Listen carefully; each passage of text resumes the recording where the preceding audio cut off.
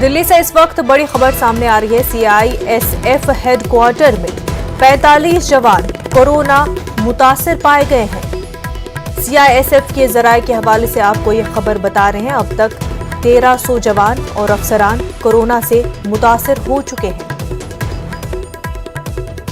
वसी होता कोरोना का दायरा, आपको इस वक्त की बड़ी खबर बता दें।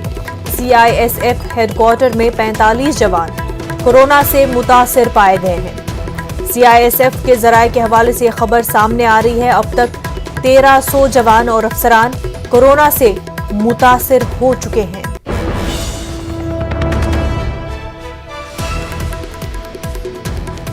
कोरोना तेजी से फैलता जा रहा है। तीसरी लहर के आते ही कोरोना आग की तरह पूरे मुल्क में फैला है। वहीं दिल्ली से आपको ये बड़ी खबर बता रहे हैं। सीआईएसएफ हेडक्वार्टर में 45 जवान कोरोना से मुतासिर पाए गए हैं। अब तक 1300 जवान और अफसरान कोरोना से मुतासिर हो चुके हैं।